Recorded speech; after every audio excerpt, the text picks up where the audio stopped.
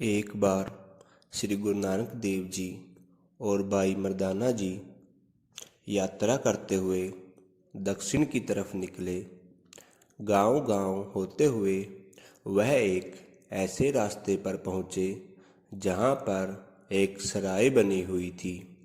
एक तरफ मस्जिद थी और एक तरफ मंदिर था। सराय के अंदर बहुत सारे कमरे थे और एक कुआं था जिसे देखकर ऐसा लगता था कि जैसे इसे छुपाया गया हो।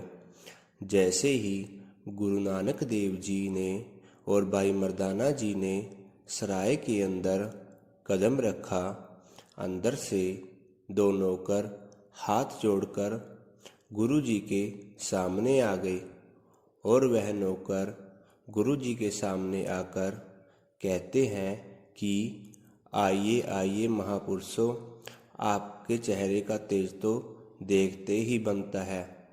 यह सराय आपकी ही है, हम आपके ही नौकर हैं। आप अपने चरण कमल यहाँ लाए, आपका बहुत बहुत स्वागत है।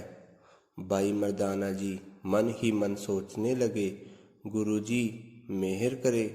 वैसे तो गुरुजी कभी भी सराय में नहीं रुकते, पता नहीं आज हम सराय में क्यों आए हैं। गुरुजी रक्षा कीजिए।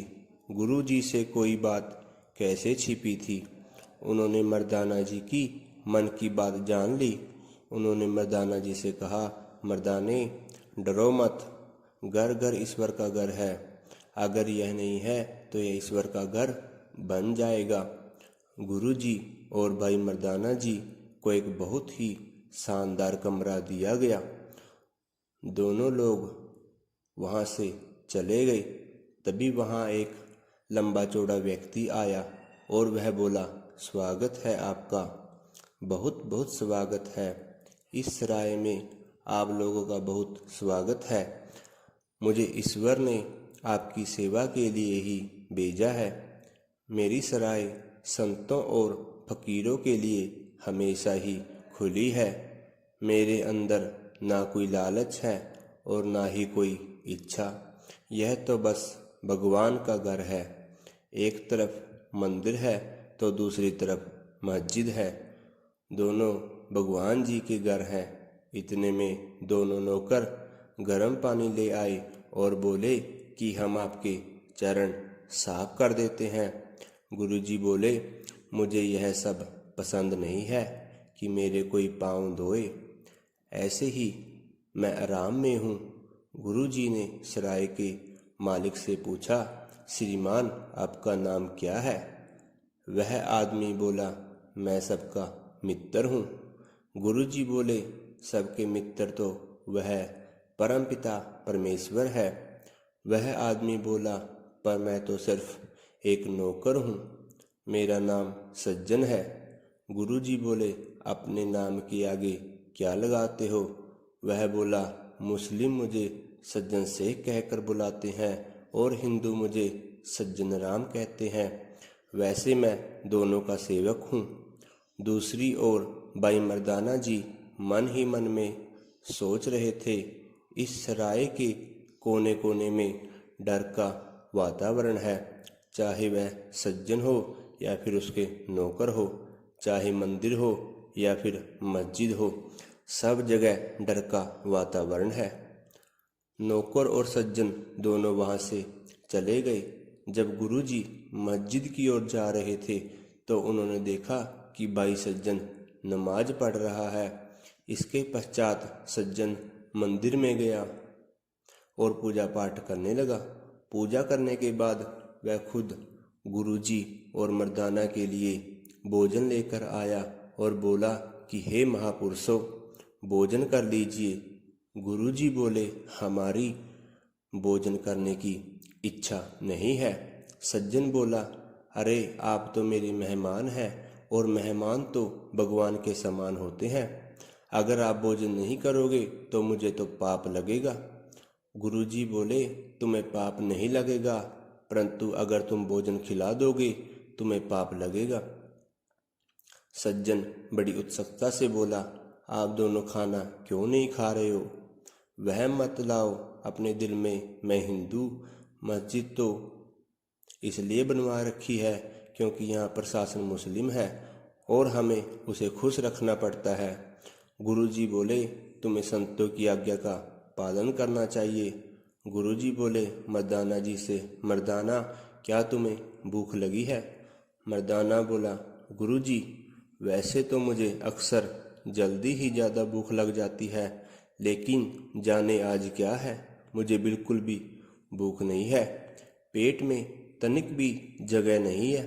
सज्जन बोला, ठीक है, मुझे तो संतों की खुशी चाहिए, मैं यह भोजन ले जाता हूँ। क्या आप दूध पिएंगे? गुरुजी बोले, मेरा मन नहीं कर रहा।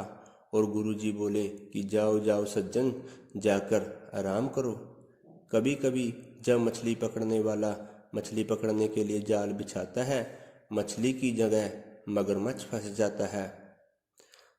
सज्जन बोला, क्या कहा? मुझे कुछ समझ नहीं आ रहा। क्या आपके मन में मेरे लिए कुछ बुराई है? गुरुजी बोले, तुमने हमें रहने के लिए आसरा दिया और खाने के लिए भोजन पूछा, हम भला तुम्हें बुरा क्यों कहेंगे? जाओ और तुम भोजन कर लो और सो जाओ। सज्जन अब घबरा चुका था। उसने तुरंत अपने नौकर को बुलाया और उनसे वार्तालाप करने लगा। तुम लोगों को क्या लगता है, वह कोई सेठ है या कोई संत है या कोई जासूस है? मेरी नज़र में तो यह कोई संत है। उन्होंने उपवास रखा हुआ है, इससे हमें कुछ नहीं मिलेगा। इन लोगों को हमें अकेला छोड़ देना चाहिए। नौकर बोला। दूसरा नौकर बोला, नहीं, तुमने देखा नहीं उनके चेहरे पर कितना नूर है? ऐसा नूर तो सिर्फ धनी लोगों के चेहरे पर ही आ सकता है। सज्जन बोला, अरे सुना नहीं उसने क्या कहा?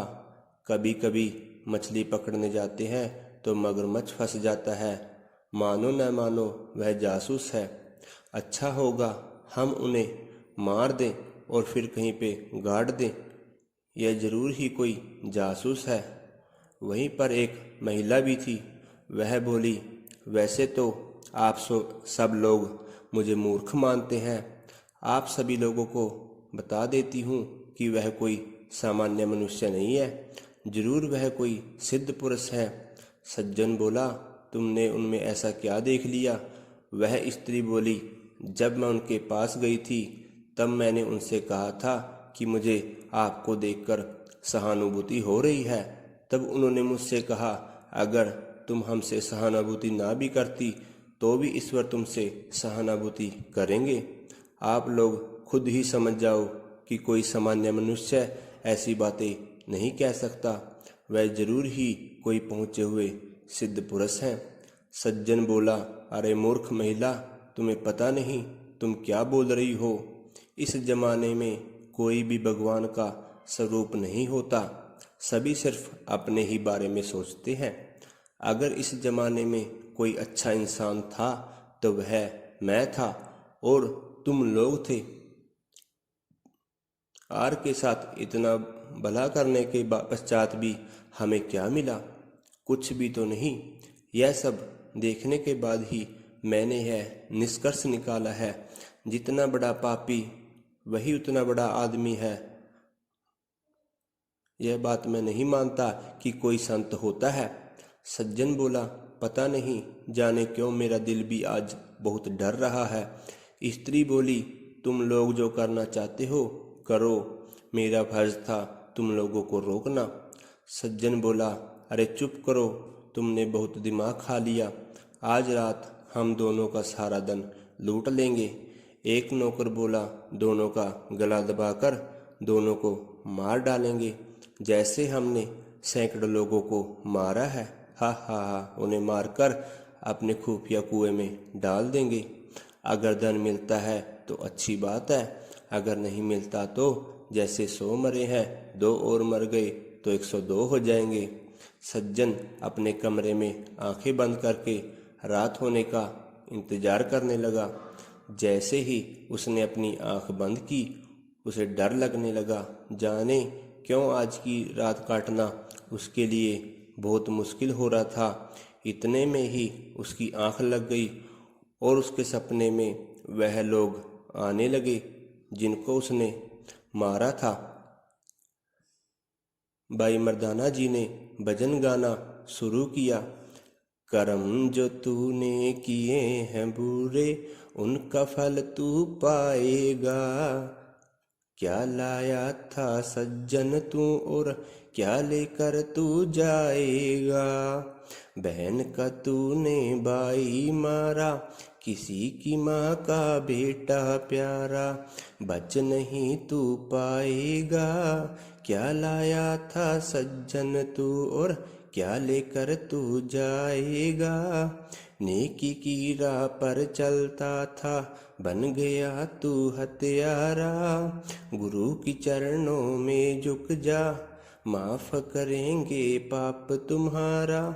इसके पश्चात सज्जन की आंखों में पश्चाताप के आंसू आ गए और उन्होंने सभी बुरे काम छोड़ दिए और गलत ढंग से कमाया हुआ पैसा गरीबों में बांट दिया।